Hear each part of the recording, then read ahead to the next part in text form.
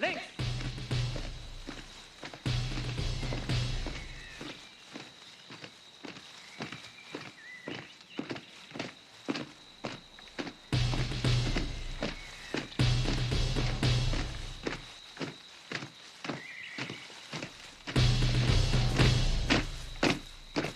Old soldiers like me are always saying that America is the greatest nation in the world.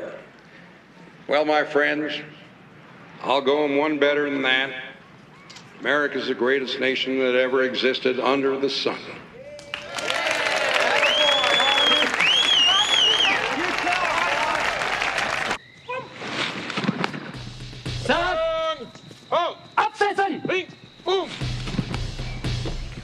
We went to Europe. As I was saying, we went to Europe in 1918 in the same spirit that our boys have gone there now, carrying the notion that the values we hold dear were worth our lives and our sacred honor. Ich schließe mit dem Bekenntnis, das der Führer einst aussprach, als den Kampf die Macht im Reich begann. Damals sagte wenn unser Wille so stark ist. In the trenches of the Argonne Forest, one of the finest boys who ever lived died in his sergeant's arms.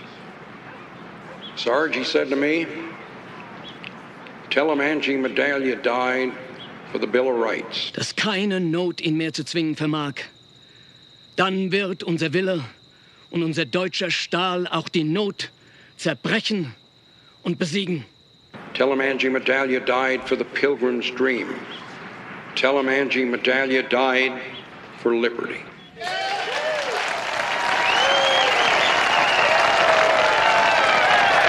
Lang lebe Deutschland.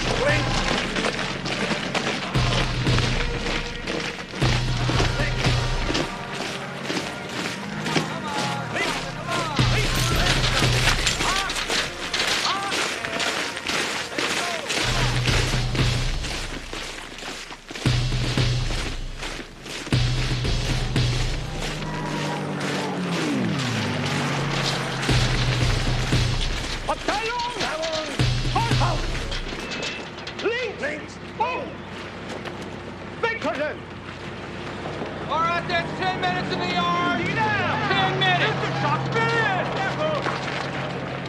And he looks at this mess sergeant, he says, Sergeant, me and my cadre will be back here in 1 hour. If this place ain't clean by then, you and me is stepping outside that back door. I thought that old boy was gonna faint. Oh, Harmon Cub, that is disgusting. Ought to make you drink it. Use an ashtray or eat at the Bluebell. Hi, boys. What can I do? There they are. Will you look at them? Well, they ain't gonna get fed here. Zig Heil, boys! My love, Dave. Hi, Doc. Cut out the kid stuff. I'll tell you one thing. Them Heinies is good workers. Wasn't for them, all you middle-aged fools would be harvesting wheat. I don't care. Maybe kid stuff to you, Doc. We're fighting them over there, and I don't like them. Doc, how many on the last train load? About 100, I heard. What I hear at the camp stays at the camp. Oh, that can't be no military secret, for Pete's sake. Loose lips sink ships. Let me have a cheese sandwich and a glass of iced tea, will you? Say please. Not to you. Oh, Doc, you're quite the lady killer. Hey, Doc. Right, If you ever get the urge to give one of them Nazi SOBs a shot of strychnine. Now, why would I do that? Well, I'd nail him, boy. By God, I'd inoculate him right in the old eyeball. Damn right. You think I care what you do? Listen, let me tell you, smart fella, something. Most of those Germans I could murder. Not lose a minute's sleep. But some of them, well, forget I ever opened my mouth. Nobody else would understand. Understand what? Ah, never mind. We going fishing or not? Doggone, George, if you're gonna be like that for the rest of the day. Like what? You bring the beer, I'll bring the worms. See you after supper. Forget the sandwich. It took too long. Boy, he sure took the sunshine out of the day. Thanks for the conversation, boys. Sure appreciate it. Got to get to the office, meet a client. Which client's that, Harm? Jim Beam or Jack Daniels? Older fella, lets me call him Granddad. Yeah. I'll tell you why I'm calling, Mrs. Barnes. I'm wondering if you'd mind if I only paid $25 on my grocery bill this month. Would that be all right? Yeah. Well, thank you very much. I sure appreciate that, Mrs. Barnes. Yes, sir. Yes. Oh, I think we can litigate that. Why don't you come on downtown tomorrow? I'll buy you some lunch. Right. Good. Thank you, sir. Hi, John. Going to offer a man a drink, counselor? You know where it is.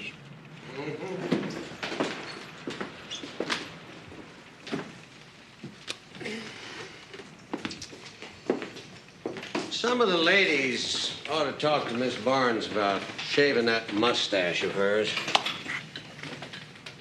Well, hell, you've known her for 30 years. And there you were on the phone just now, calling her sir.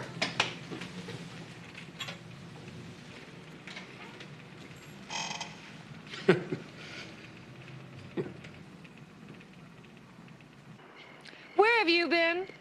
Had some work to catch up on. Dad, for Pete's sake. Your supper's in the oven if it's still edible. Sorry.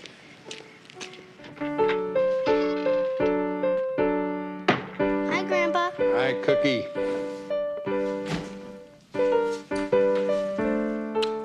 We got a letter from Daddy. Good. Maybe Mom will let me out of the doghouse long enough to read it. I worry about you sometimes, that's all. Want to hear it? You bet. Dear Dad, dearest Billy and Nancy. Well, Pop, by the time you get this, another 4th of July will have passed without me hearing you deliver your Angie Medallia speech. I really miss being there. Things are pretty hectic right now. I can't tell you where we are. Somewhere in... They censored that. They're in France. Everybody knows that. Everything is so old here, Nancy. I've seen real castles where knights and ladies of old lived. And everyone talks French. That's stupid. You censor France and leave in that everybody talks French? You're right. Of course, we're not exactly tourists, and I sure would like to come back after this is over and enjoy the castles up close. The big news around here is that I've been transferred to Regimental S1. They've got me posting replacements. Hey, Pop, you know the Army alphabetizes everything? Well, that's what the replacement battalions send us men. This week was nothing but elemental P's. What we're told to do is send all the L's to one company, all the M's to another. Can you imagine an infantry platoon with 40 guys named Martin in it? Here I am with a master's degree, and I only have to know 5 letters in a row. Sometimes we hear the artillery in the distance and know we're part of something besides a mountain of paperwork. It makes me think about all these Martins and Moskowitzes and Milligans and what's going to happen to them. I hope it's over soon so I can come back home. God, Billy, how I long to... Sorry, this part's for me. Mushy love stuff. Hey, I want to hear it. Not on your life. Come on, sweet pea. It's bedtime. Oh, not yet, Mom. Come on, Nancy. I don't want to hear it. Let's go. Oh, all right. Can I listen to the Whistler, please? All right, but then it's bedtime. See the letter, Billy, please. Don't read that last paragraph. Why not?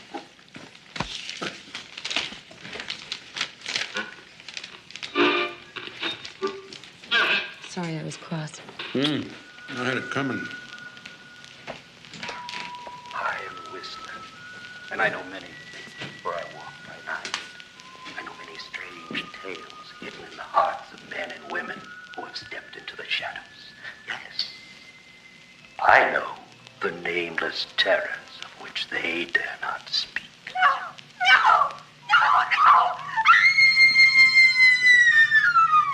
She was more beautiful in death than in in life. Her childlike smile embraced the grim reaper like a mother.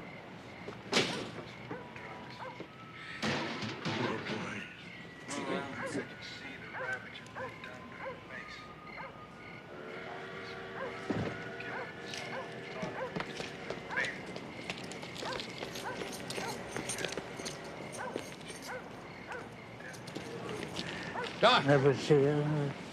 Doc, what's the matter? What happened? Very low. Here, let me give you a hand. No, Shall I call Edna May? I'll get up in a minute and be on my way. I'm not an experienced hero like you know. I need fortification. What you need is a quart of black coffee. Come on. Come on to the house. No. Let me ask you a question. What? Come on down here. I'm tired of looking up. All right, if I answer your question, will you let me pour some black coffee into you? Yeah, sure. Okay. You love your son, don't you? Of course I do. And then just hope he never ends up in hell. All those dead boys. What? Dead soldiers. The ones I know. And the ones I'll never know. What are you talking about, Doc? All those poor boys. None of them ever going home. A terrible sadness. What boys, Doc? None of your sons. What do you care? Come on, Doc. Let's get up. Yeah.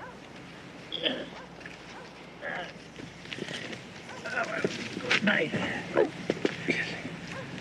Good night. Parting is such sweet sorrow.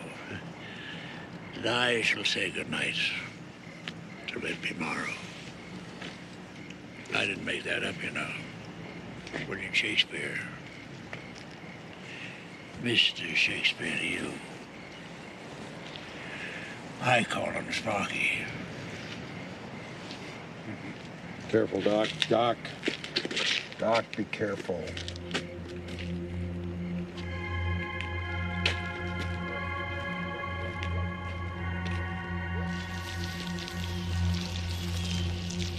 Hey, Pop, look at this. It says we've broken out of Normandy.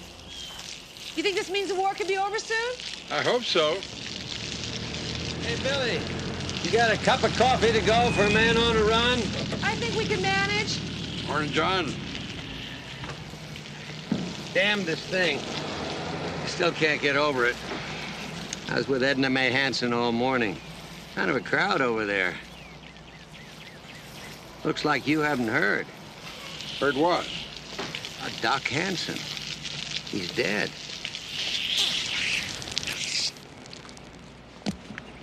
How? What happened? Captain out the POW camp called me about 6 this morning. They found Doc in the dispensary. Heart attack? No. Beat to death. Oh, no. Who? I'm sorry, Billy. Doc Hansen. Do you know who did it? Some kraut striking a blow for Hitler. They got him in custody, that's all I know. Except that I'd like to be there when I hang him. Thanks for the coffee. I'll bring back the cup.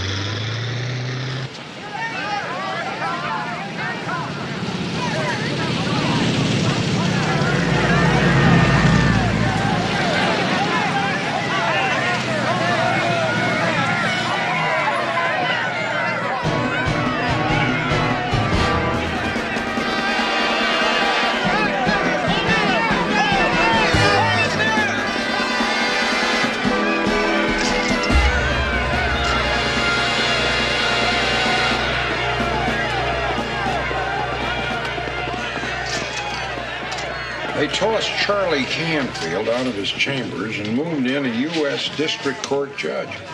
They're going to try that German in a federal court. Federal court? Well, they ought to let me try him with a damn 2x4. That's what they ought to do, you know. Lord, they got marshals over there, United States attorneys. Oh, yeah, Willie Jackson was out there all day yesterday installing new phone lines. You know, what I'd like to know is who in the world are they going to get to defend this crowd?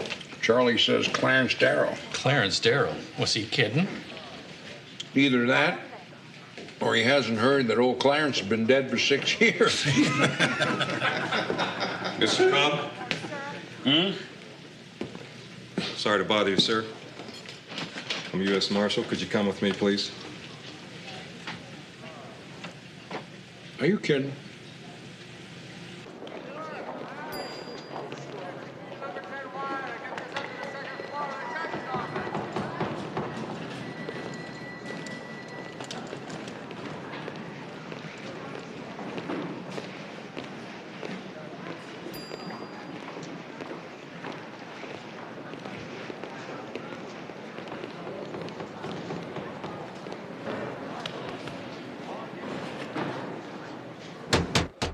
Come in.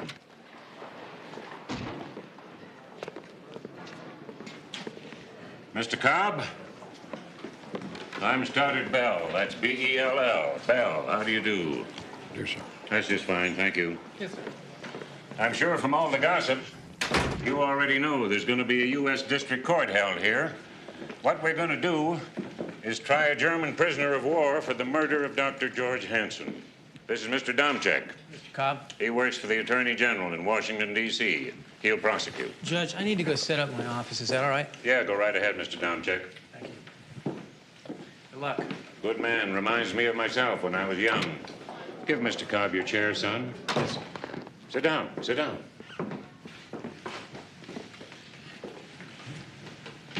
Now, the defendant, he's going to need a lawyer. I can appoint any member of the U.S. District Court Bar I want to. After consulting with some people around here who know who's who, I've decided to appoint you.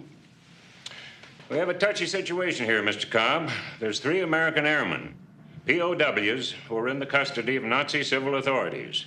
They're about to be tried before a criminal court in Darmstadt, Germany. The president wants to make sure they get a fair public trial. You follow me? No, sir. This trial is a way to assure that that happens. That's why we're trying it before a civilian court. Quid pro quo. If we give this German a fair trial, maybe they won't railroad our boys, you see? The president wants justice done, not only here in Lincoln Bluff, Colorado, but in Darmstadt, Germany, too. At 10 o'clock this morning, some federal marshals went out to Camp Bremen and took custody of the defendant. What the hell's his name? Geiger, Your Honor. Hauptfeld Webel, something. Wilhelm Geiger. What does all that German mean? Means a sergeant, Your Honor. Well, then say so. Yes, sir. I'm arraigning your client at 3 o'clock this afternoon. Not my client, Your Honor. I'm very sorry, sir, but I don't want the job. Thank you. Hold on. Gents, if you'll excuse us, Mr. Cobb and I are going to take a little stroll. Now, what seems to be the problem, Mr. Cobb? Well, Your Honor, for one thing, see, I live in this town. If the hangman's job was open, I'd be the first in line. The other thing is that I joined the U.S. District Court Bar because their certificate looked pretty on my wall. I don't know the first thing about federal rules. I've never even been in a federal courtroom, Your Honor. I'll go easy on you. You'll enjoy the experience. Judge, my only son is over there fighting these people. Now, how in the hell can I defend a German for killing an American? I can't do it. What does the cardboard sign say on my chambers? U.S. District Court Judge. Yeah, but, Your Honor, A law professor once told me that one of the most important things a courtroom lawyer can do is gauge a judge. So to help you out, I'm going to tell you everything you want to know about me. I'm a very thorough fellow. For instance, unless you were cheating on your income tax, you earned $4,331 last year. Pretty slim for a lawyer. I also know you're about that much again in debt. Well, With all due respect, Your Honor, I don't think that's any of your business. I knew you'd say that. Well, sir, if you take on this case, Uncle Sam will pay you a retainer of $2,500. And at $15 an hour, you can bill the government for another $1,000 for preparation and trial time. Now, tell me you can make that kind of money representing the interests of some overwrought farmers and their aspirated rabbits, and I'll drop the offer. I'll grant you, Judge, that I'm the poorest lawyer in the state, and I intend to stay that way. Thank you very much, but no thank you. Mr. Cobb, what's important here is the process. As far as I can see, this is an open and shut case anyway. I'm not asking you to save this German, just defend him. This has got to be an American trial in the American way. It's got to be thorough, it's got to be honest, out in the open, fair as fair can be. Don't you see, the very reasons you don't want this case is why you're the only man to take it. You've got a son fighting in Europe. You served with distinction in the last war. You're a patriot. I'm going to arraign your client at 3 o'clock sharp. If I were you, I'd move for a non-jury trial. I'll grant the motion. Naturally, the first thing you want to do is go talk to Mr. Domchek. Oh, there's one other thing. I'm compelled to force you not to discuss the situation regarding those POWs in Germany. Not with your family, not with a soul. You tell your friends in this town I forced you to take the case. Tell them I gave you a choice of resigning from the bar or going to jail for contempt. Of course, that won't be a lie, because that would have been your choice. It was going to be my last argument. Well, I'll see you at 3 o'clock.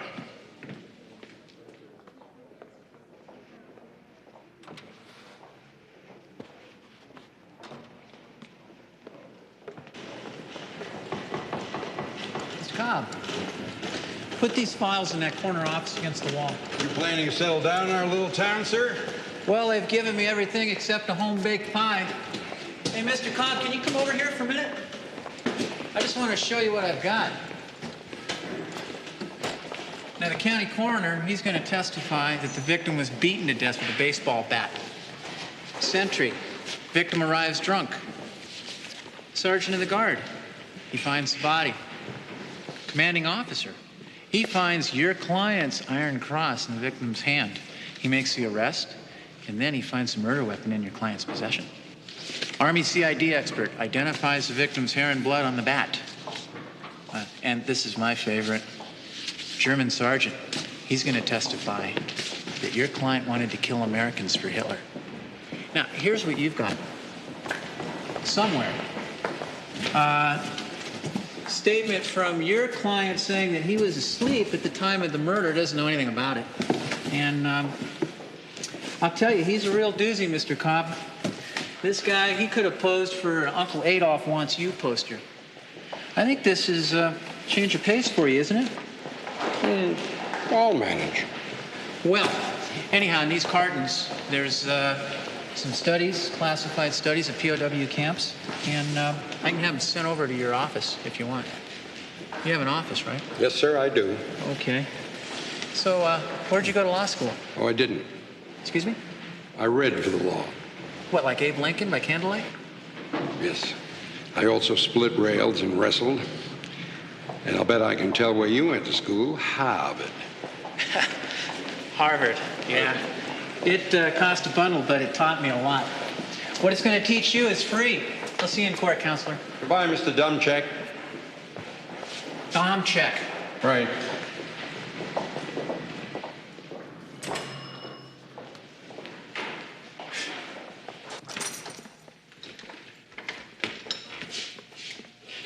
Here he is, sir. I'm Harmon Cobb. I'm appointed to be your lawyer. My name is Wilhelm Alois Geiger. I am a Hauptfeldwebel of the 15th Grenadiers, Battle Group Dornemann, 94th Division. I am a prisoner of war. You'll be arraigned in about an hour. That means I'll plead you not guilty, you understand?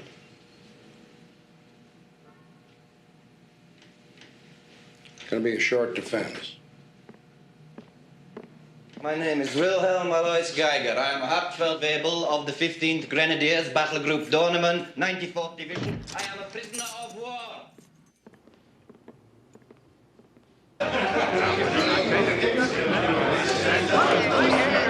So those of Big-time reporters, huh? Sound like a bunch of monkeys. Give me $1 tip. Any of you snuffy Smiths ever do that? Just a minute, Mr. Cobb.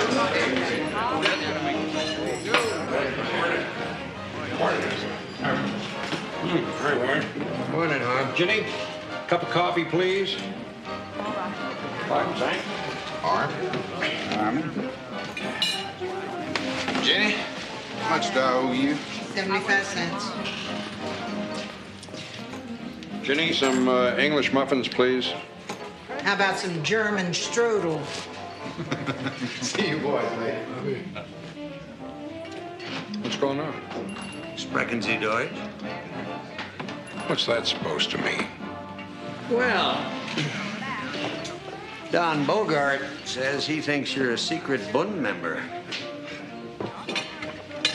He says your real name is probably Von Cobb. I'm just checking up. My God. You people think that I asked for this? I was railroaded. That big shot federal judge told me he'd have me disbarred and throw me into jail for contempt if I didn't take this job. He said he put you in jail? Yes, he did, and he can do it, too. God almighty. I live in this town. You people think that I'm gonna go in there and defend that Heine with my last ounce of blood? All I'm gonna do is make sure that snotty prosecutor doesn't make me look like a hick. Then I'm gonna go watch the hanging. I may even ask to spring the trapdoor. Excuse me for asking, but before you help out with the execution, you got to put up some kind of defense, don't you?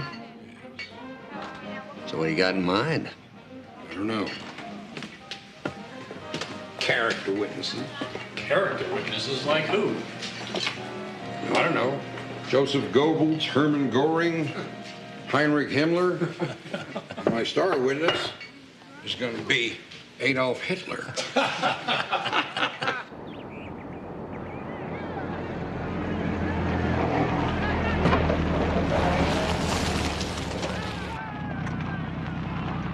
Visitor parking over there, sir.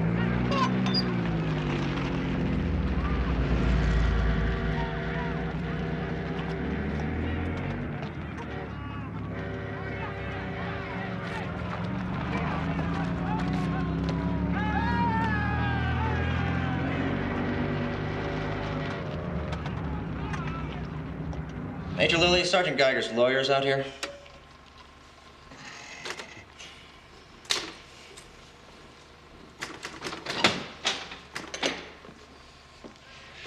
I'm Major Lilly, sir. Harmon Cobb. So, you would like to see our dispensary? If it's not too much trouble. Oh, it's no trouble at all. I'll show you around, and Sergeant Osias, he can tell you where the prisoners are working at. Thank you. Thank you very much. Thank you.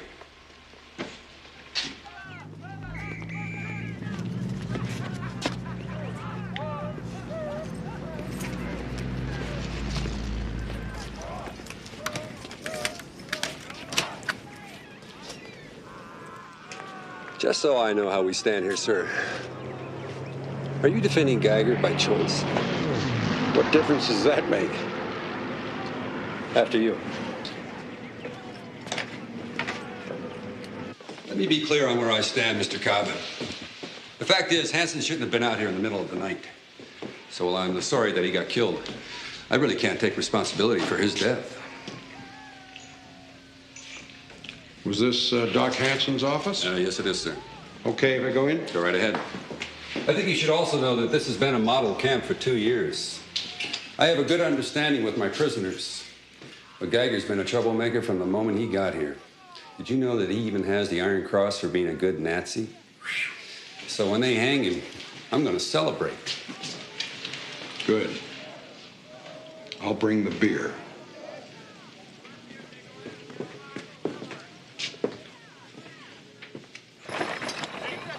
Fellow you're looking for is right up here.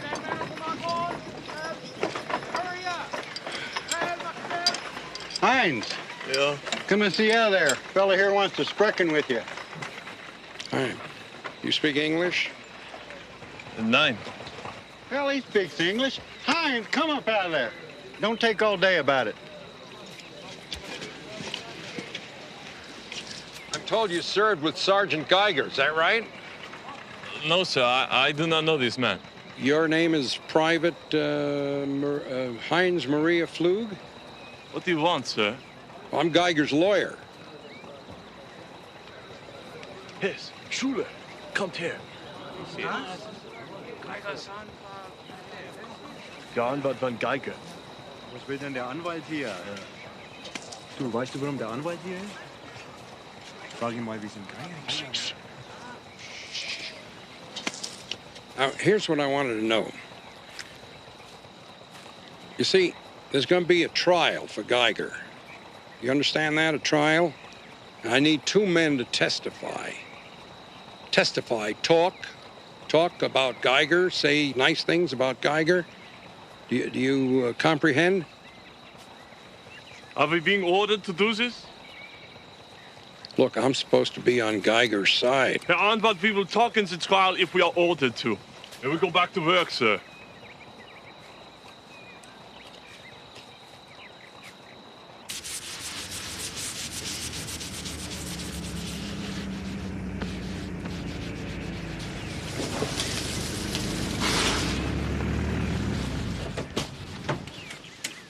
Who did that? Could have been lots of people.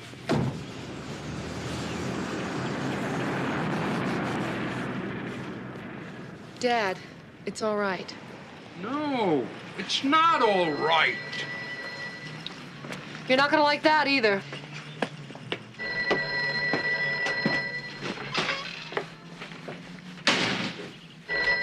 Hello. Who is this?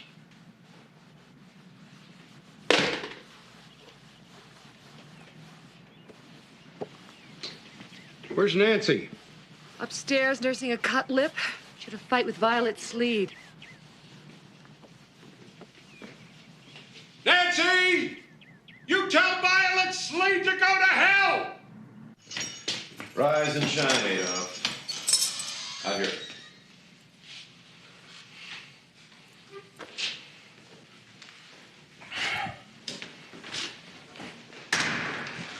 What do you want? Look, Sergeant, I've got to go into that courtroom and put up some kind of a defense for you. Do you understand? I can make your job very easy. I can confess to killing this doctor. Also, that I personally sank the Lusitania and have stolen the Lindbergh's baby. Now, your sarcasm isn't going to help any. Now, in the absence of a real defense, all I can do is put character witnesses on the stand. Who I have to choose from is your men. But when I spoke to them, they wouldn't admit that they knew you. Where have you seen my men? Out on some farm. They said they wouldn't testify unless they were ordered to do so. So I want you to order your men to testify in your behalf. They would not talk to you. They're good. Sergeant, let's get one thing straight. I don't want to defend you. I would like to be the fella that hangs you. But I'm stuck with this job, and I have to go in there and put up some kind of a defense to keep from looking like a fool. So I want you to order your men to testify. No, I do not want them harmed.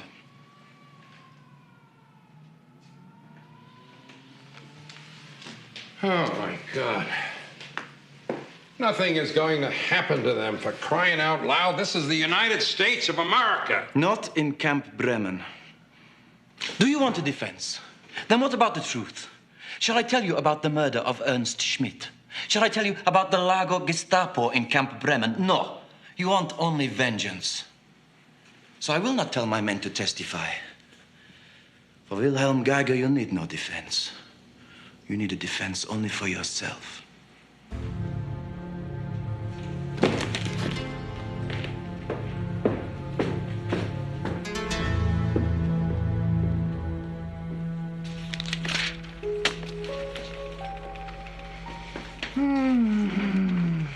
I think the Army pays these people by the word to write these things.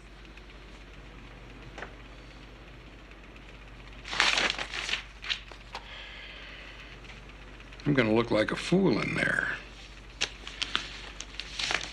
Got no character witnesses. If I put Geiger on the stand, he'll make a travesty out of it. If I rest without a defense, that tough old judge will have me shot. Should have been a farmer. Maybe you should keep reading.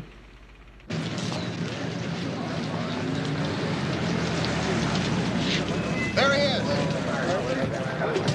How do you feel about defending a Nazi? This German can You get a get fair paid trial for here. this? Is this the biggest case of your career? You ever defended a murderer before? What about being a Nazi sympathizer? Why did you take the case? What do you think they picked you? Give us some, please. All I can tell you is what the judge told me. It was me or Clarence Darrow, and he's dead. Okay? Promise to tell the truth, the whole truth, nothing but the truth, so help you God? I do. State your name. Corporal Adam Swayze, sir. Please be seated. Corporal Swayze, what were your duties from midnight to 8 a.m. on July 6, 1944? I was on guard duty at the main gate of the prison compound at Camp Bremen, sir. Did Dr. George Hansen arrive at your post during the night? He sure did, sir. Oh, I object, Your Honor. Isn't this called leading the witness? Your Honor, I resent counsel's sarcasm. No sarcasm intended. I just wanted my learned adversary to know that we here in the sticks do know leading a witness when we run across it. Objection sustained. Go on, Mr. Namchek. Thank you. Did anyone approach your post the morning of the 6th? At 2:17 a.m., sir, the doc did. Dr. Henson, I mean. When Corporal Swayze told me that he had admitted Dr. Hansen into the prisoner's compound without informing me, I reprimanded him. I then proceeded to the dispensary. At what time was that, Sergeant? It was 5:32 a.m., sir. The lights were on in the office, and the filing cabinets were turned upside down. Dr. Hansen was lying on the floor. Most of his face was gone, and he didn't have any pulse. Major, at the dispensary, what did you observe? Sir, I observed that Dr. Hansen was holding something in his right hand. I identified the object as a German combat decoration. It was the Knight's Cross of the Iron Cross. The ribbon was torn. Is this the object that you found? Yes, sir. Your Honor, I'd like to introduce this as United States Exhibit A. Exhibit A admitted. Major, how many soldiers at Camp Bremen are entitled to wear that decoration? Just one. Sergeant Geiger. Did the discovery of that piece of evidence cause you to take any action? Yes, sir. I ordered Sergeant Kreider and 4 other MPs to accompany me to Barracks 15, where I arrested the defendant. And did you discover anything in his possession at that time? Yes, I did. It was in his locker. It was a baseball bat. It had traces of what appeared to be hair and blood on it.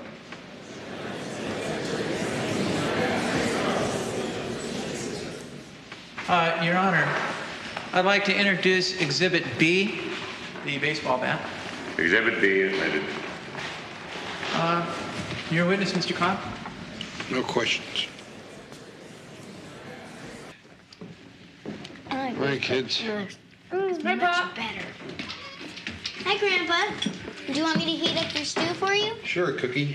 You know how to do it? Oh, stop it, Grandpa. How'd it go?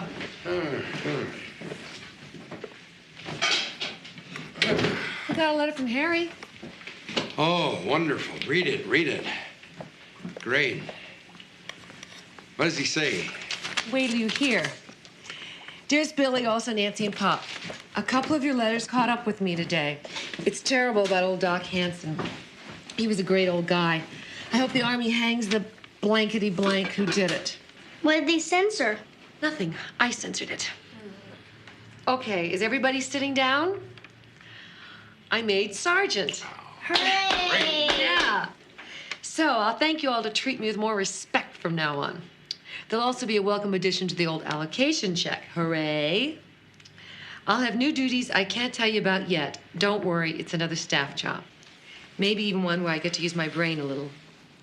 I'll tell you, Pop, the Army still operates on the same mentality you always talked about. If it moves, salute it. If it doesn't move, move it. If you can't move it, paint it. I don't know if you had the word snafu in World War I, but it's what we live with every day. I'll tell you what the letters stand for sometime when Billy and Nancy aren't in the room. What do they stand for, Grandpa? Situation normal, all fouled up. What's wrong with that? Absolutely nothing. Posting replacements has been getting to me anyway.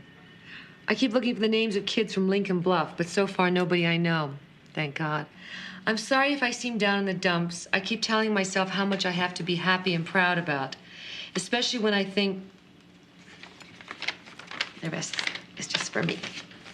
Uh-huh. Mushy love stuff. That's right. Mushy love stuff.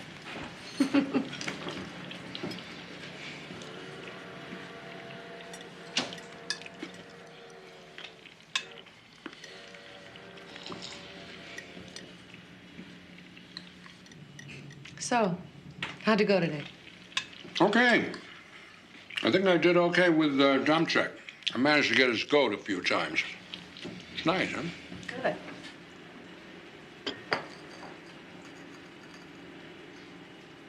So, what else? You should have been a lawyer. All these questions. No, it's Doc. He was so drunk that night, I don't think he was making any sense. Maybe I shouldn't have let him. What? Walked to his home 2 blocks away? How could you possibly know he would go all the way out to that camp? Yeah. Dad, it wasn't your fault.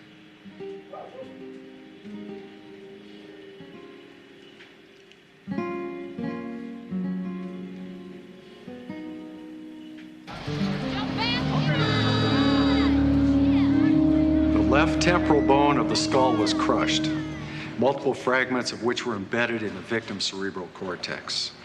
The palatine, nasal, and inferior turbinate bones were also crushed. Speak louder, please. The palatine, nasal, and inferior turbinate bones were also crushed, causing more fragments to penetrate the brain. In addition, the right occipital bone exhibited a lateral crack, also produced by a rounded, blunt instrument. In my opinion, this trauma to the brain produced instantaneous death.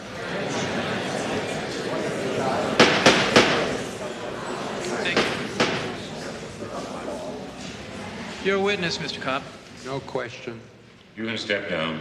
The United States calls Hauptfeldwebel Hans Riefenstahl.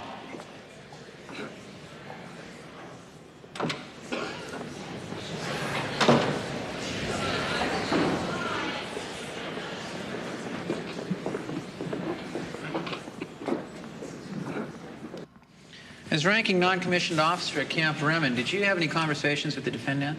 Yes, sir, when he arrived. Did you and he discuss the question of a prisoner of war's duties? Yes, sir. How do you define them? How do I define them? Yes. I believe it is my duty to obey lawful orders from my captors and to maintain discipline among my men. But I do not believe it is a soldier's duty to murder civilians. I object, Your Honor. Overruled. Continue, Mr. Domchek. So Sergeant Geiger had a different definition? Yes, sir. Sergeant Geiger said that his duty was that he must be the Führer's angel of death in America, to kill any American he could.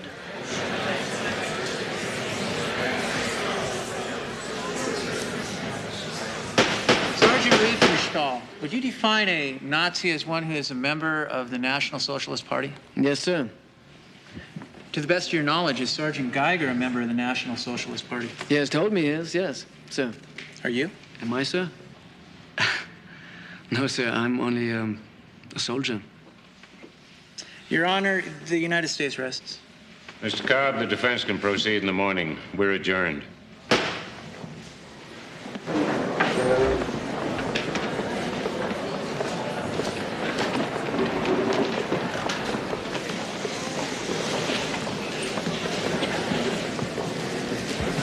Lawyer, answer me a question.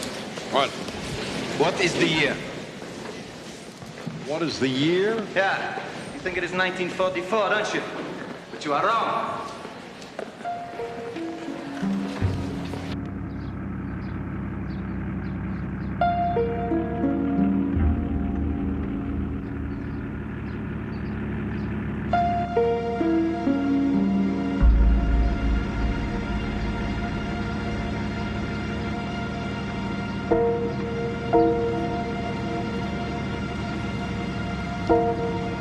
Good evening, sir.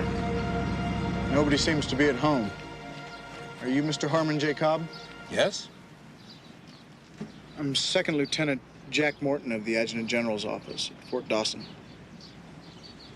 Could we go inside, sir? No, I don't think so. I'm sorry. The War Department regrets to inform you that Sergeant Harold S. Cobb was killed in action 5 of August 1944 during combat operations in the European theater of war.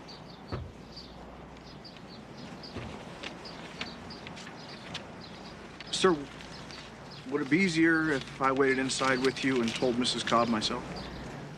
No, I'll do it. Thank you very much for coming.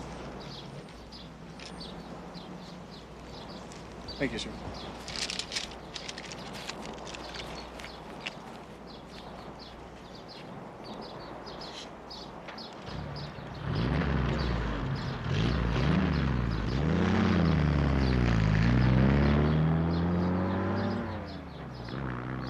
I'd replace you if I could, but I can't. Please, Judge. I can't go on with this. I can't even think. Mr. Cobb, I sure can't know the depth of your grief. But this trial's going to finish the way it started, with you at the defendant's table. I'm sorry, but that's the way it's got to go. Today's Wednesday. I'll grant a continuance the rest of the week. We'll reconvene on Monday. I'll be home in Denver if you need to talk to me. Take care of yourself. Thank you.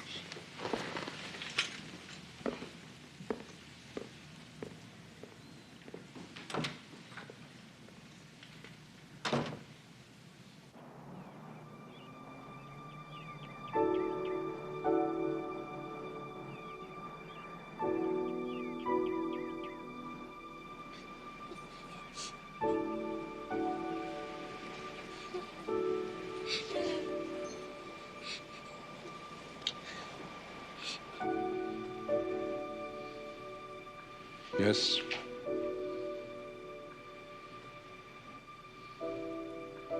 I see. No, thank you very much. I appreciate your taking the time. Thank you, and the best to you too, sir.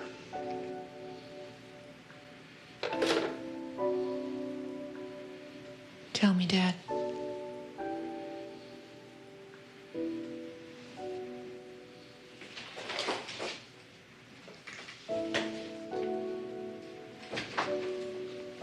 I want to know. Tell me.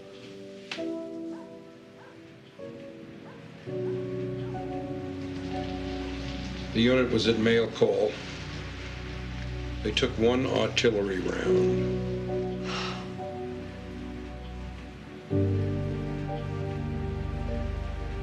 That's all.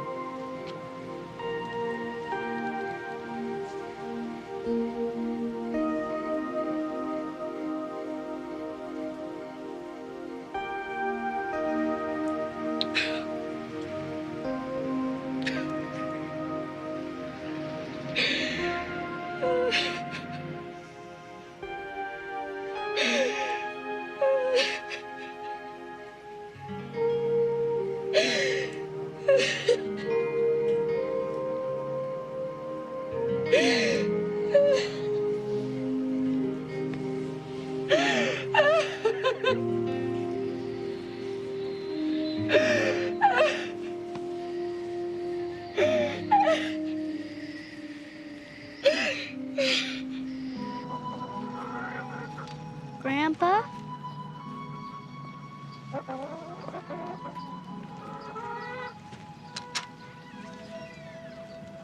Grandpa,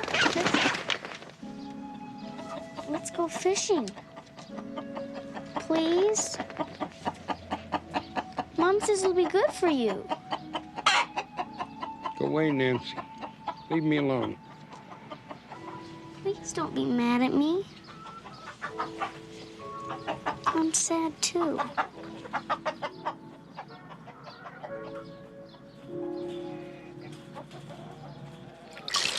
Got him. You got him.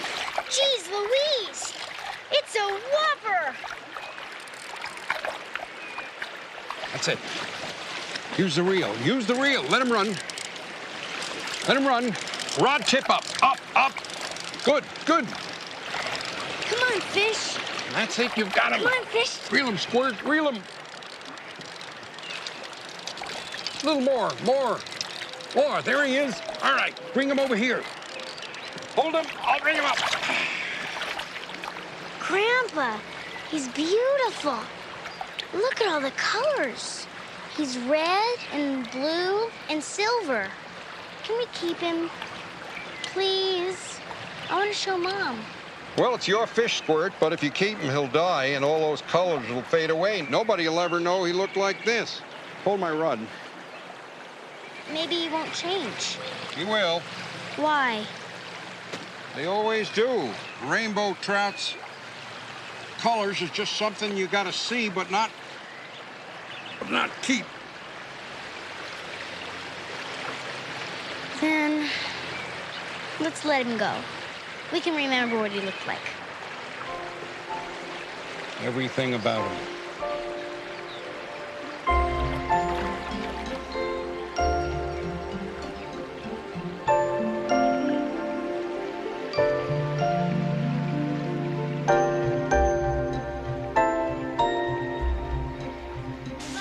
Yeah, but we quit this time. Take a rubber and nice up. Grab the reel, okay? Got it. Wait a second. Ready? Let's go. Look, Grandpa, it's Mr. Heathcote. Keep moving, Squirt.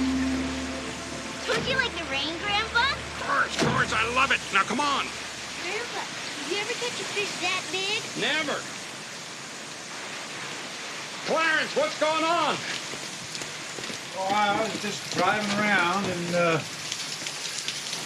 And you happen to wind up on my porch. I caught a fish this big, Mr. Heathcote.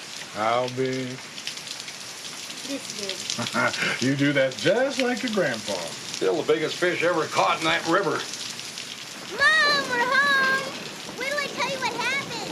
What? What's on your mind, Clarence? Oh, I was just wondering how he was holding up, is all. Pretty good in some ways, other ways not so hot.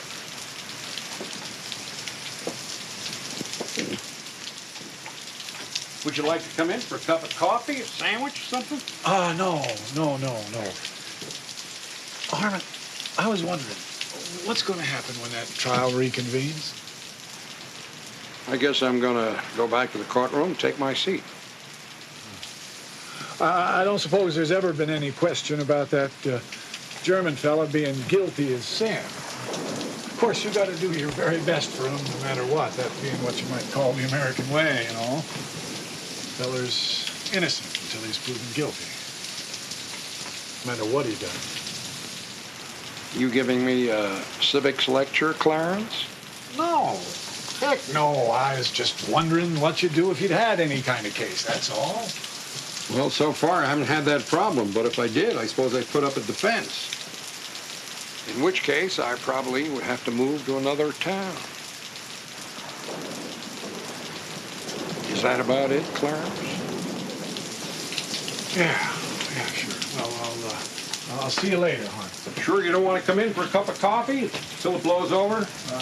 No, I got some errands I got to run.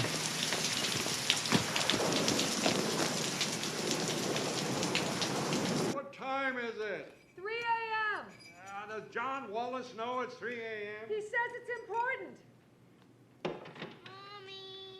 Crying out loud. It's all right, honey. Mommy's coming. What's the matter? Truck stop closed? I just thought it was time I brought back your cup. What's going on, John? Well, about an hour ago, Clarence Heathcote woke me up, so I thought I'd pass on the favor. He brought me something real interesting. He found that in his tackle box when he was cleaning out his boat this morning. He says Doc scribbled that down when they were out fishing, the day Doc was killed. Let me get my glasses. Clarence said Doc got drunk and went rambling on about dead boys. That's what he was babbling to you about that night, wasn't it? Doc was a friend of mine, but he must have been up to his neck in something out at that camp. I hate to say it, but there's more to this now than just some crazy Nazi wanting to kill an American for Hitler. Holy Chicago. So this is what Clarence got stuck in his craw this afternoon. He asked me if I thought that would hurt Doc's reputation. I said, hell yes. But he said, give it to Harmon anyway. Sure was eating on him. Oh, by the way, I asked Clarence not to tell anybody else about this. He said he wouldn't. You okay, Harmon? Okay. Good. Thank you very much, John. See you later. Night, Billy. Night. Everything all right? Billy, come over here and listen to this. This was written by Doc Hansen the day he died. He got drunk and he wrote this. Sir, Camp Bremen is hell on earth, a place of death. If what I am about to reveal results in the criminal prosecutions of myself and others, so be it. I have harbored this burden with great difficulty, and with the murder of Corporal Ernst Schmidt, I can carry it no longer. That's it. That's all there is. Corporal Ernst Schmidt. I remember talking to Geiger. I told him something about this being the United States of America, and he said something about the murder of Ernst Schmidt. I didn't know what the hell he was talking about. I wasn't even listening to him. Oh, my God. What am I going to do?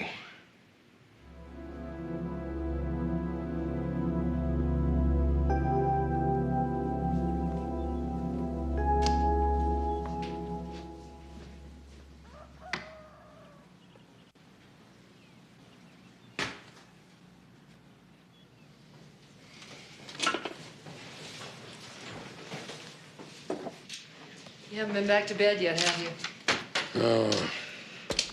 No point trying to sleep now. It's too nervous. My 5-day continuance is 4/5 gone.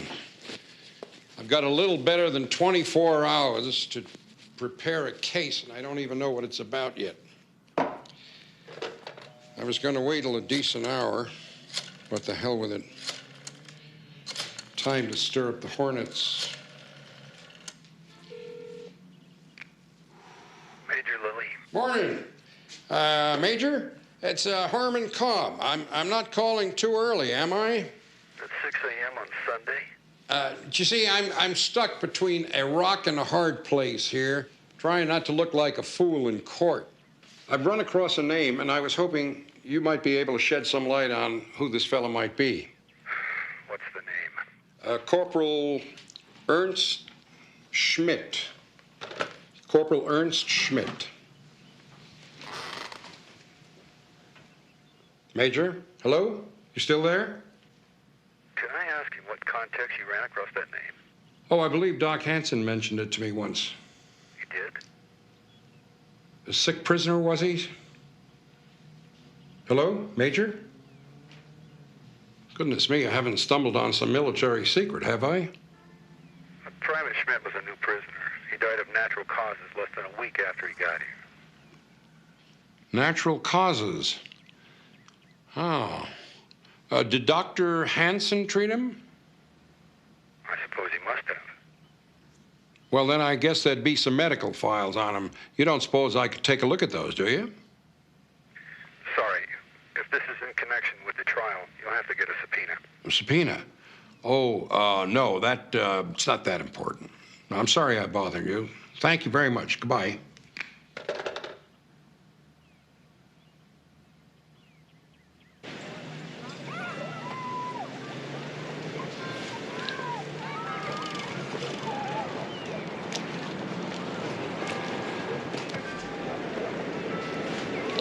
Isn't it me?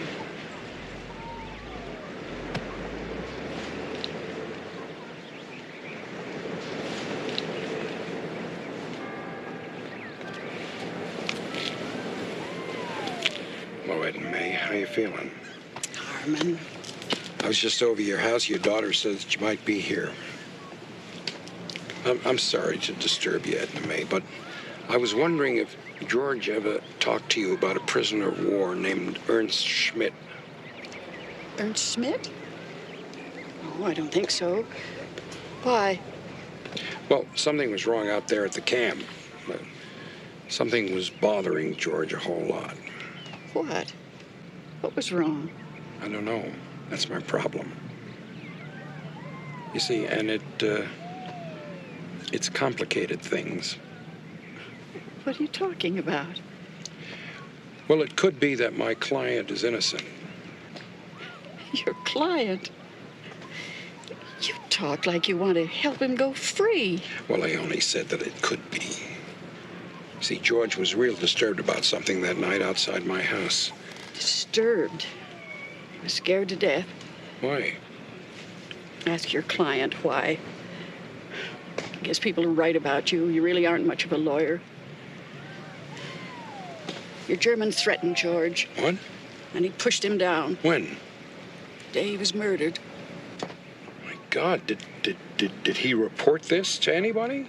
Of course he did. Did he report it to Major Lilly? Of course he did. You don't really think that German is innocent. You haven't even buried your own son yet. Didn't the Germans kill him too? I don't think you have the right to call yourself an American anymore.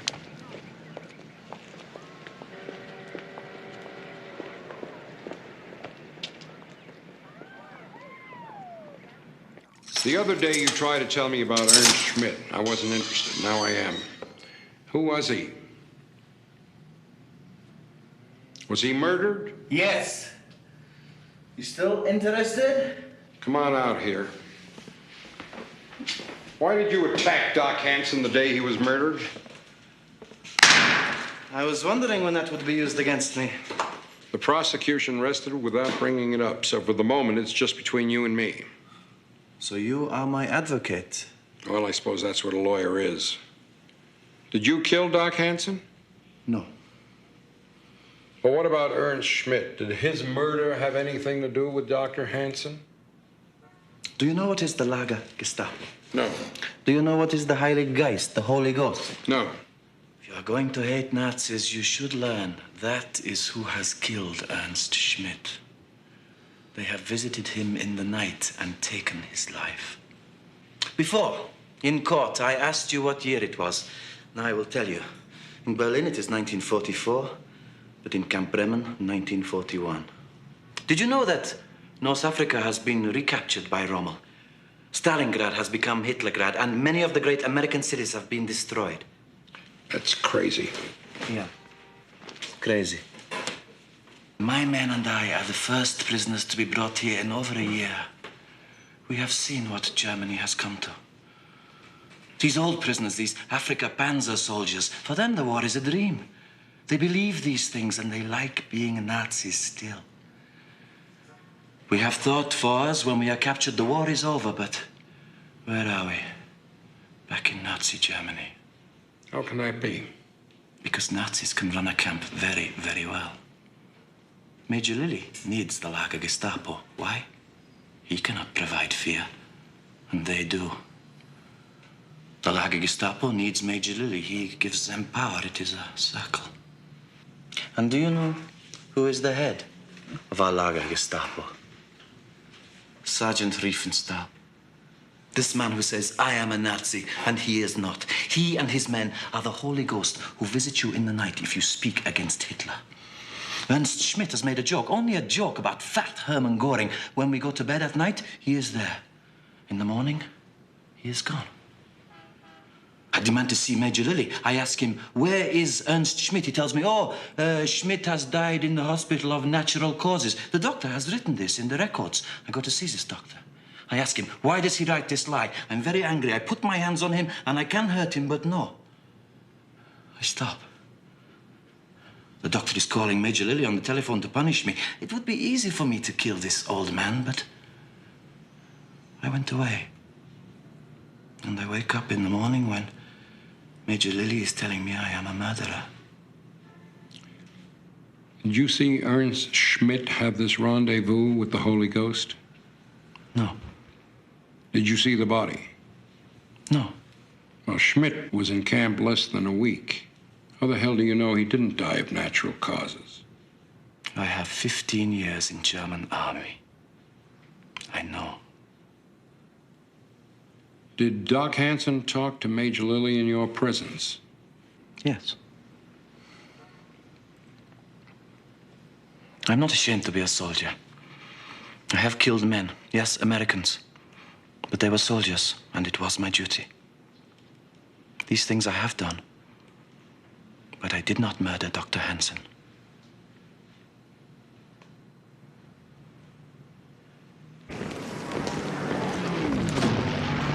Major?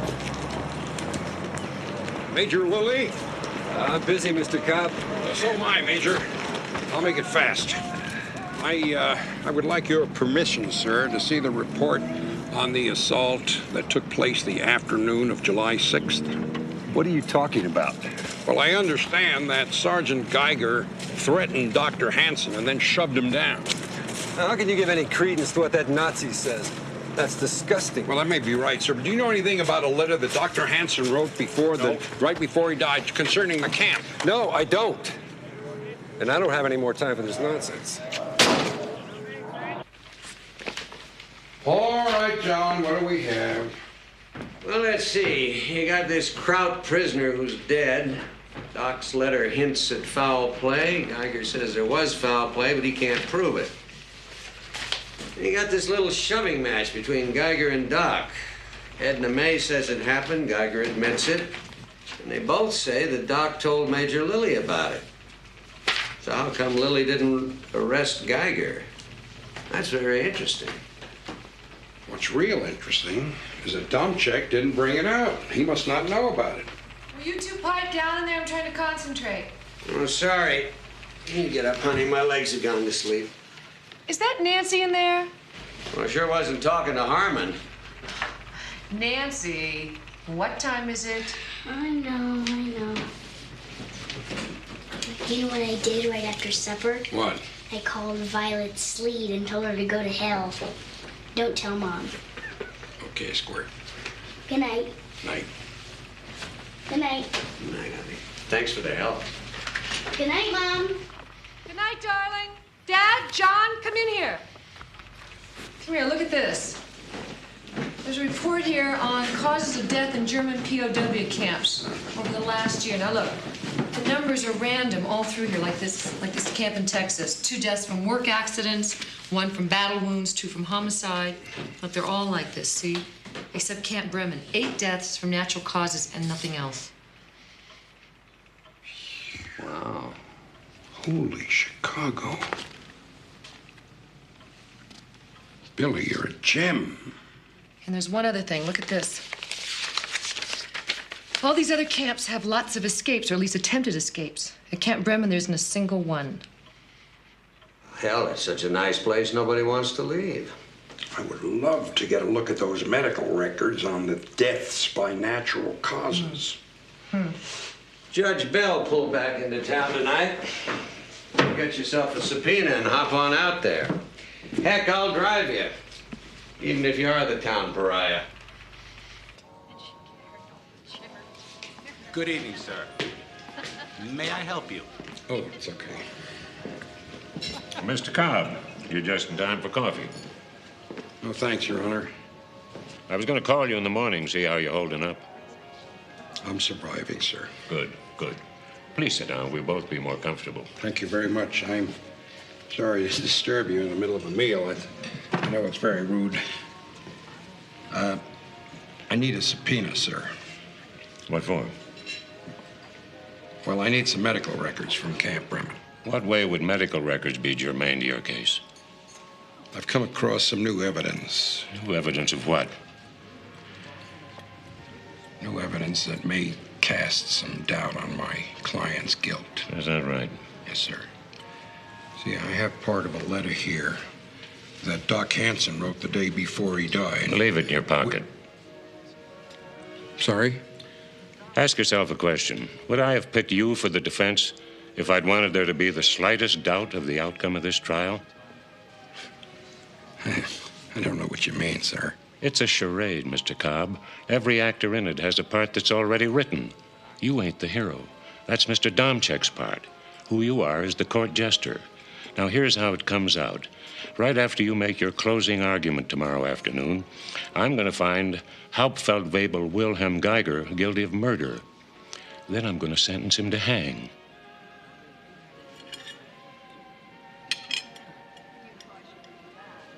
Of course, Domchek does dress better than you. He looks more like a hero. What you need is one of them caps with pointy things. It's got bells hanging on it. We're going to take this to the Supreme Court, by God. Dad, it's your word against his. See, it has about little shoes that curl up at the ends. Oh, cut it out. Well, now think about it, Harmon. What's the jester's job? To make the court laugh, even if that means making fun of the king.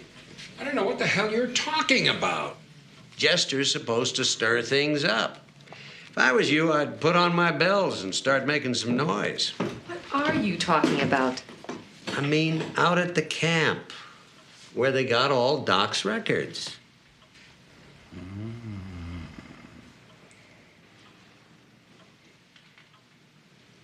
You wouldn't. I've got another pair of those pointy shoes, just your size. My size? Billy, find me a flashlight. Pop! A sweater. Let's not be hasty here. Pop, you're not going to do this. I'll meet you down at the car. Oh, well. I was planning on getting in a new line of work anyway.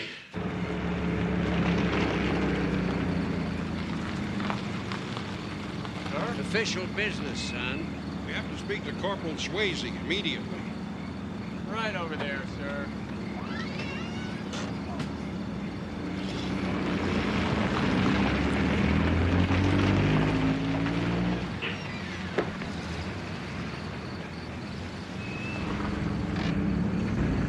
Evening, Corporal Swayze. Mr. Cobb? It's over 300 hours, sir. This compound is off limits after taps. Yeah, but not to us. You see, I'm an officer of the United States District Court. This fella here is an officer of the law. U.S. Marshal, son. We need to see the scene of the crime. I think I better call Major Lilly. I'm gonna need some authorization for this. Hold on, Corporal. You ever seen a court order before? I don't know. I still have to call the Major, sir. Son, it's the Major that's being investigated here. Don't you understand, Corporal? The United States government is investigating Major Lilly. We are representatives of the government. It's what this court order is all about. Okay. It's all right.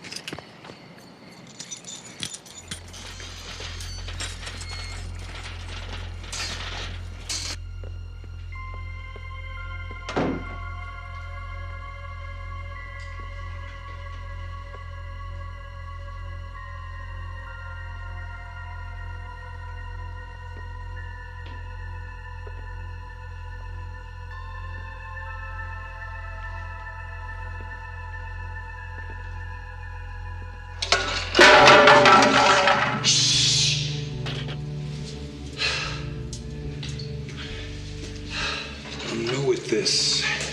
You think I'm not? Keep moving. Gotta go to the bathroom. Should have thought of that before we left the house.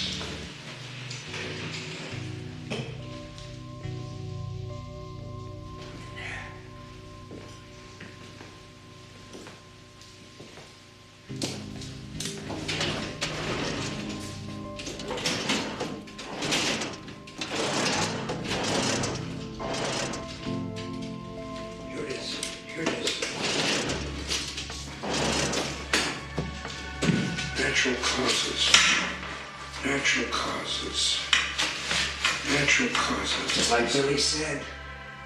Right here, the latest one is Ernst Schmidt.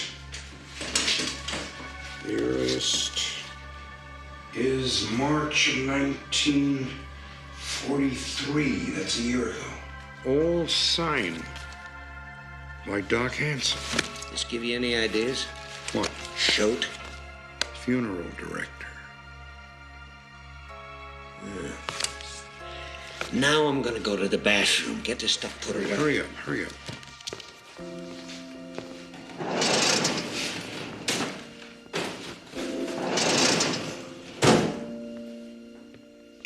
Was ist hier los?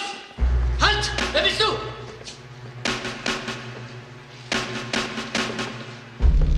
Ach, du bist doch der Anwalt von Geiger. Was machst du hier? Niedermachen.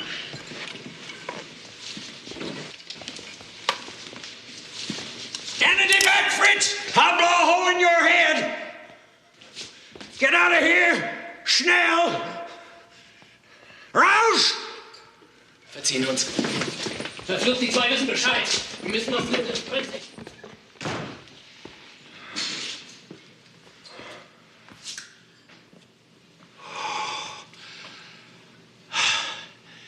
The hell was that? I don't know. Let's just get the hell out of here. Hey, Corporal, who the hell are those krauts with baseball bats we just ran into? It's just the German security patrol, Marshal. Fun, ain't they? You mean they're there and you're out here? Yes, sir. After taps, that's how it works. Wow. Will you testify to that in court? Let me tell you about guys opening their mouths about this place, sir. Look, this is real easy duty here. It's just hear no evil, see no evil. This one MP, he decides he's gonna write to Inspector General. Guess what happened to him? He found stolen property in his locker. He went to the stockade. Do you have any idea what happens to an MP inside a stockade, sir? Okay, fair enough. But listen, Corporal, you are already a witness in this trial. I could recall you if I wanted to. Put you on the stand as a hostile witness, and you'd have to tell the truth. Of course, if you were scared, and I guess I don't blame you for that, you could say you hadn't seen anything, and then that would kill the case. But you know what? If I can do what I want to do, I can bust this camp wide open, and you never have to worry about ever being in any stockade.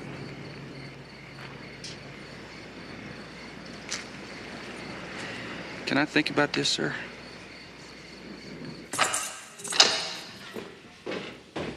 There isn't much time. When I call you, tell everything you know, including your fight with Dr. Hansen.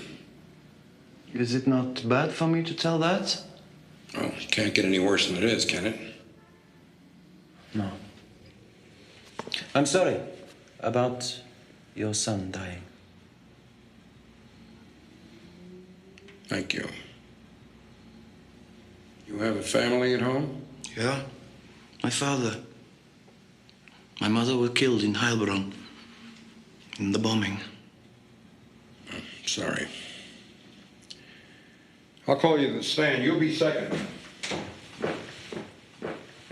We're in session. Mr. Cobb, you're up. Thank you, Your Honor. Be seated. The defense calls Mr. Clarence Heathcote.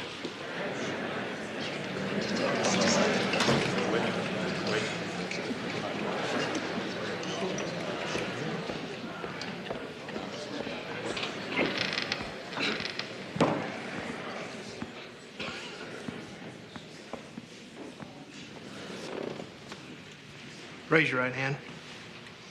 You promise to tell the truth, the whole truth, nothing but the truth, so help you God? Uh-huh, I do. State your name. Clarence Heathcote. Thank you. Clarence, I'm going to hand you a piece of paper. I want you to describe it for the court. It's a sheet of paper from George Hansen's prescription pad, and it's got some handwriting on it. Mr. Cobb, approach the bench.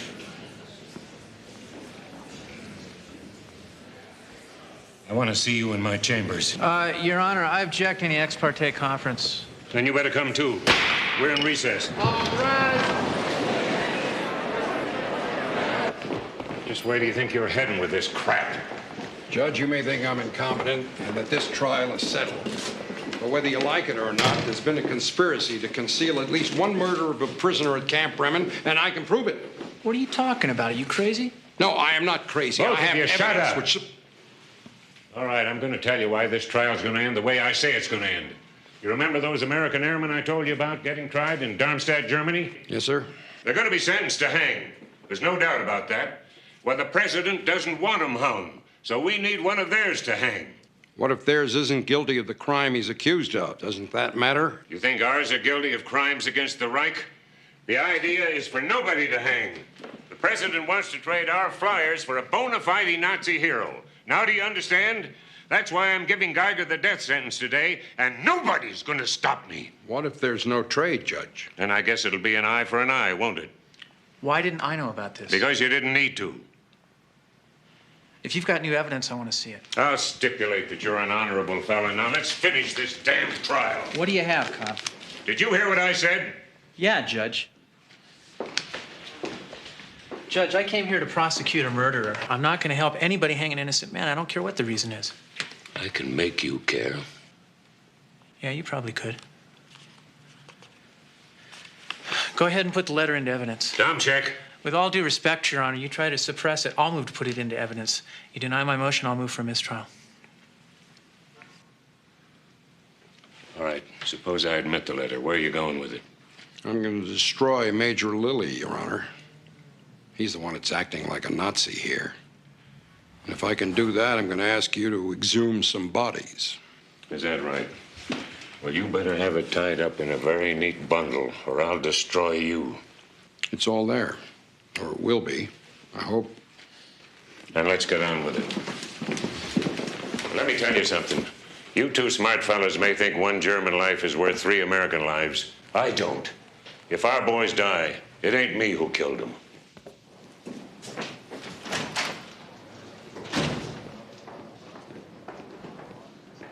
Camp Bremen is hell on earth, a place of death. If what I'm about to reveal results in the criminal prosecutions of myself and others, so be it. I've harbored this burden with great difficulty. With the murder of Corporal Ernst Schmidt, I can carry it no longer.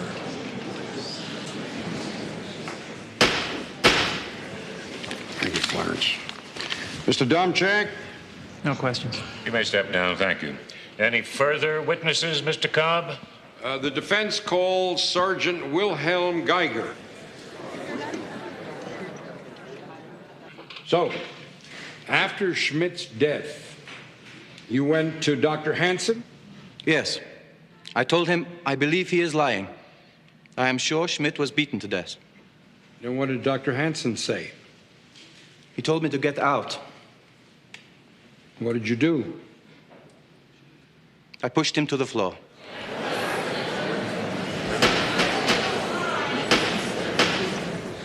Any more of this, I'll clear the courtroom.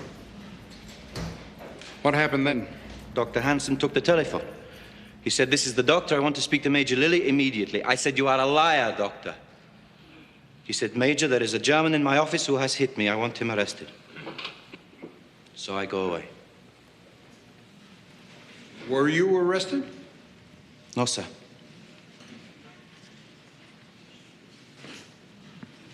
Sergeant, what is the Lager Gestapo? It is they who patrol the camp at night. In Germany, we have the Gestapo. They are the Führer's secret police. They can kill you if they wish.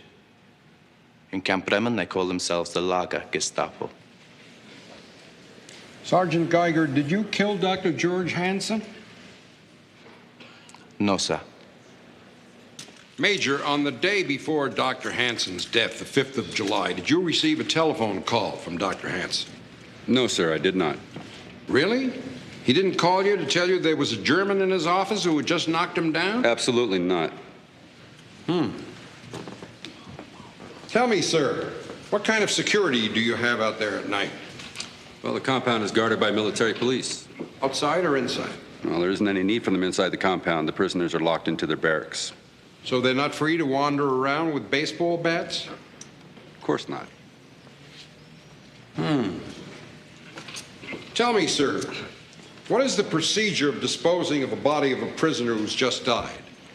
A death certificate is filled out by the attending physician. It's endorsed by me. Then the body is transferred to a civilian contract mortician. In the recent case of the death of Corporal Ernst Schmidt, who was the attending physician? Dr. Hansen. What did the corporal die of? As I recall, it was natural causes. Natural causes? What does that mean exactly? He died in his sleep from old age? The doctor determined the cause of death, sir, not me. Natural. Now, when a body is given over to a contract mortician, does somebody sign it over? Yes, I do. Do you look at the body then to make sure it's the right one? Of course. So you actually saw Corporal Schmidt's body when he was given over to the mortician? Yes. What did it look like, Major? Well, actually, it was covered up. You just said you looked at the bodies when they were given over to the mortician. I only looked at his face. Well, what did his face look like? Was it normal? Was he beat all to hell? Was he smiling? Did he wink at you? Knock that off, Mr. Cobb. Sorry, Your Honor. Tell us, Major, what did the corporal's face look like? Normal. Thank you, sir. No more questions. Mr. Domchek? No questions. You can step down, Major. We'll take a 10-minute recess. Hello, I'm trying to reach Corporal Swayze. He is. Well, can I leave a message for him? Tell him... No, this is very important. Oh, never mind. Thank you very much.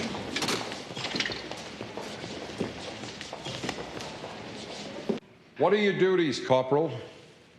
I'm a military policeman, sir. My job is to guard the prison compound at Camp Bremen. You have towers out there like a prison? Yes, sir. We also use the guard shack at the main entrance, and we have one-man patrols around the perimeter fence. How about inside the compound? Two-man patrols from Reveille to Taps. You don't patrol inside at night? No, sir. After Taps, the Germans take care of that for themselves. They're not locked up? No, sir.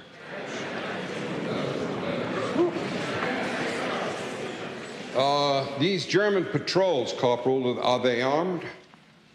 Well, sir, about a year ago, the Army supplied the camp with a whole bunch of baseball equipment. Germans don't play baseball, sir, but they sure did find a use for them bats. Corporal, have you served in any other prisoner of war camp? Camp Dean, North Carolina, sir. Is that the way they ran things there? Not on your life, sir. Sergeant Osias, when your commanding officer gets a phone call, who answers the phone?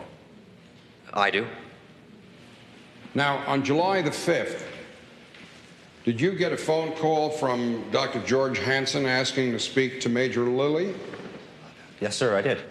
What makes you remember that? Well, I keep a log of all incoming calls. Also, the doc seemed real agitated. Did you put him through to the Major? Yes, sir, I did. No more questions. Thank you. Mr. Domchek? No questions. You can step down. The defense calls James E. Schote. Mr. Schote, what do you do for a living? I'm a mortician. I own Schote & Son Funeral Home. When some prisoner dies out at Camp Bremen, do you have a contract with the United States Army to prepare the body for burial? Do I have that right? Yes, sir.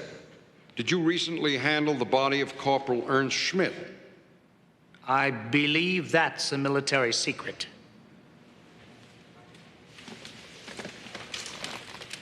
Military secret? Is that what you said, Mr. Schote? Who told you that? Major Lilly did. Well, it isn't one. Answer the question. Yes, sir. So you did handle the body of Corporal Ernst Schmidt? Yes, sir. Tell me, Mr. Schote, what did the body look like? Well, sir, it had both arms broken, massive bruises in the kidney area, and extensive fractures of the facial bones.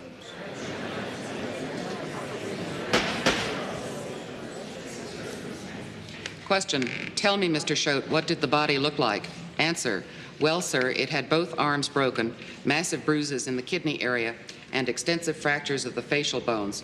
Question: thank you, sir. Major Lilly, now that you've heard the testimony of Sergeant Geiger, Corporal Swayze, Sergeant Osias, and Mr. Schote, I'm going to ask you again. Did you get a telephone call from Dr. George Hansen on the 5th of July?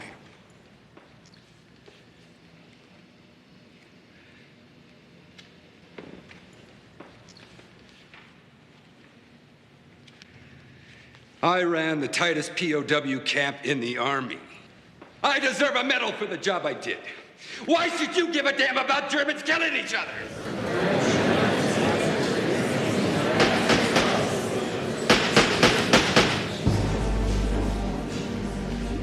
Major, I ought to inform you about now that under the provisions of the Fifth Amendment to the Constitution, you don't have to testify to anything that might incriminate you.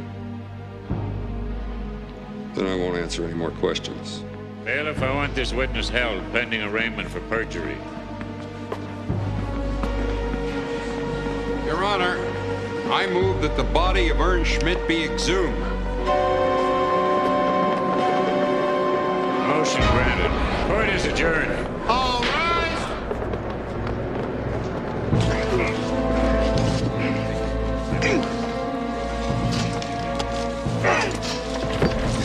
Open it.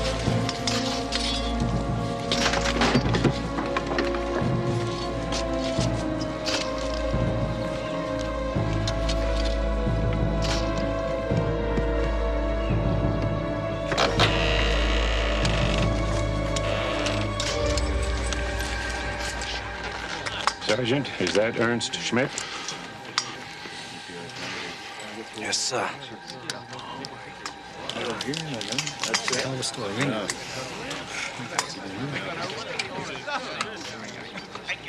Close it up.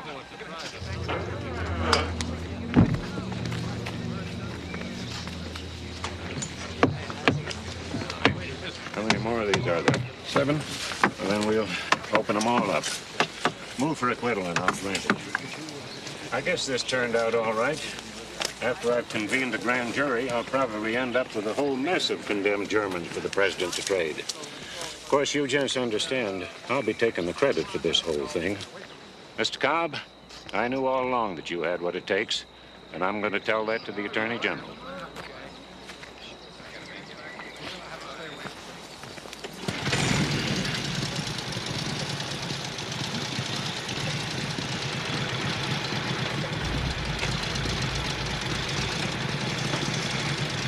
That's the Lager Gestapo, Mr. Cobb. A whole bunch of them.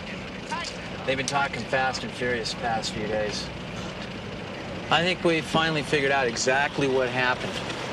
See, Riefenstahl, one of his patrols, found the doctor in his office drunk. He was writing a full confession about how he falsified the documents to the 8 Germans. So he murdered them, personally. Nazis hated Geiger, by the way, because he wasn't intimidated by him. So they framed him.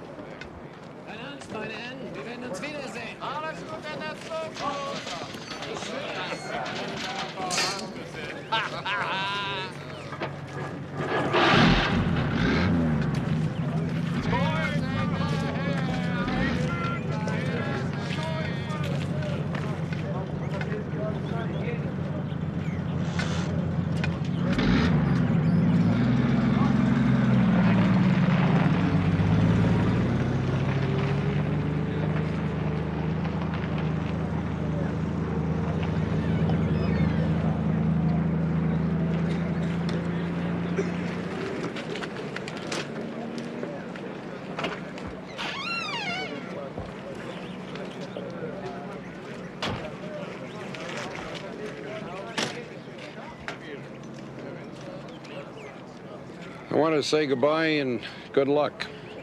So, you have saved my life. Yeah, well, I didn't do it for you. I did it for a lot of other reasons. That I know. But still, I thank you. You know, after this war is over, you won't have much to go back to. I hope you can make the best of it. We all will have losses to live with. Goodbye. Goodbye.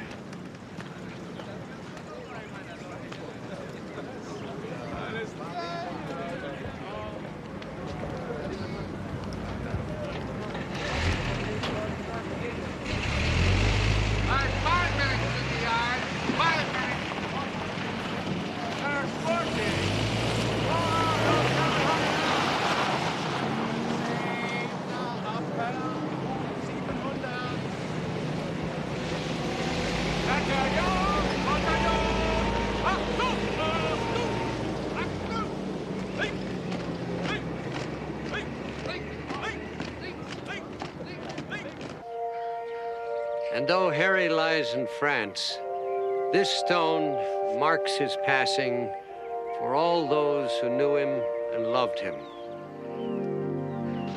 Both as the great kid he always was and the fine teacher he became. We'll sure remember he was here. Detail, forward, Holmes. Detail, ready? Aim, fire!